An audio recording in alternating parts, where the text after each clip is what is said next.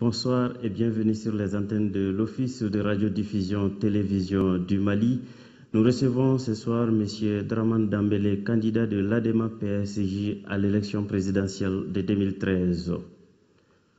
Bonsoir M. Dembélé. Bonsoir M. Diakité.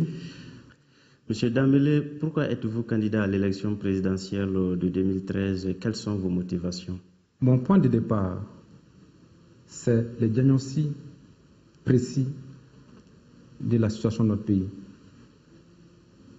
Le Mali va mal. Un Malien sur deux vit avec moins d'$1 par jour. Le pouvoir d'achat des ménages s'effrite. La vie chère, c'est aussi le logement et surtout l'intrant agricole pour le monde rural. L'école malienne est malade. La jeunesse est désespérée. La situation de la femme malienne est insupportable. Sans oublier l'angoisse face à la maladie. Je suis candidat à cette élection présidentielle de juillet 2013. C'est pour redonner aux Maliens l'espoir qu'ils ont perdu il y a plusieurs années. Je suis candidat à cette élection présidentielle, c'est pour établir la justice sociale. Je suis candidat pour que l'égalité de la chance républicaine soit, pour que le Mali soit une chance pour nous tous, pour réparer l'ascenseur social. Pour toutes ces raisons, il faut rapidement qu'on replace l'école au cœur de la République. Voilà pourquoi je suis candidat à l'élection présidentielle pour la réparation sociale.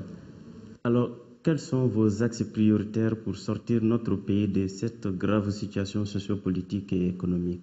J'ai proposé à mes compatriotes, plus qu'un projet de société, un projet de réparation sociale.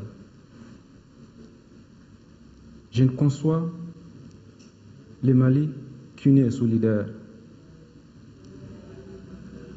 Pour moi, la République doit être au centre. La République, c'est la cohésion sociale. Aujourd'hui, quelle est la situation du pays par rapport à l'emploi des jeunes? J'ai prévu de créer 1 million d'emplois pour les jeunes. Cela se fera par la mise en place d'un fonds d'investissement de 50 milliards de francs CFA pour soutenir les jeunes à monter des entreprises.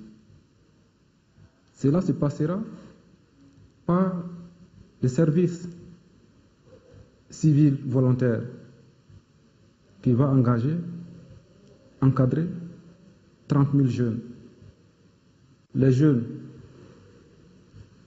qui sont qualifiés, qui ont un diplôme, qui n'ont pas eu la chance d'avoir de l'emploi. Il y aura un chèque emploi qui va leur permettre de se perfectionner pour que demain, l'employabilité de ces jeunes soit assurée. Il y a l'école aussi de la seconde chance. Les jeunes qui sont sortis très tôt de l'école, il s'agit de les encadrer. Ce dispositif va prendre en charge 40 000 jeunes pour qu'ils aient une seconde chance de réussir dans la vie. Les femmes, il y aura un fonds pour les soutenir, les assister dans le cadre des activités génératrices de revenus. Nos entrepreneurs qui créent de l'emploi, qui embauchent, qui créent de la richesse seront soutenus. Il y aura un fonds national d'investissement de 50 milliards chacun pour les petites et moyennes entreprises et les petites et moyennes industries. Nous allons instituer la bourse de sécurité familiale. Aujourd'hui, il y a 300 000 familles fragiles. Ils vont bénéficier d'un fonds de solidarité de 100 000 francs annuels de revenus. Ça coûtera à l'État malien 25 milliards de francs CFA. La diaspora, c'est un bassin de compétences. Surtout la deuxième génération de la diaspora. Le pays a besoin d'eux pour revenir rebâtir ce pays, reconstruire ce pays, où le Mali sera une chance pour nous tous. Si je m'abuse, la diaspora pour moi, ça sera la 9e région du Mali. Donc le pays aura besoin de toutes ses compétences, de toutes ses intelligences pour bâtir un Mali debout. Voilà, entre autres, quelles seront mes priorités, mais axées sur la réparation sociale et la justice sociale. Monsieur Dambélé, envisagez-vous une refonte des textes de base du Mali et comment comptez-vous le faire? Nécessairement, après 53 ans, il va falloir revisiter les textes fondamentaux de notre pays pour améliorer le vivre ensemble. La stabilité d'un État repose sur la solidité de ses institutions. Aujourd'hui, le Mali n'a pas besoin d'un homme providentiel. Le Mali a besoin d'institutions fortes. Pour cela, si je suis élu président de la République, je vais engager la réflexion, partager mes suggestions avec mes concitoyens, notamment sur la séparation et l'équilibre des pouvoirs. Engager la réflexion sur la justice. Je vais les suggérer pour que nous ayons une véritable politique pénale au Mali. Un poste de procureur général de la République élu. Nous sommes dans une société en transformation. Aujourd'hui, il serait bon, à mon avis, que nous engagions ce débat. Quelle sera la place de la femme dans le développement de notre pays? Et nécessairement, cela passe en toilettant nos textes pour qu'il y ait une discrimination positive en faveur des femmes. Il faut qu'il y ait la traçabilité du contrôle citoyen.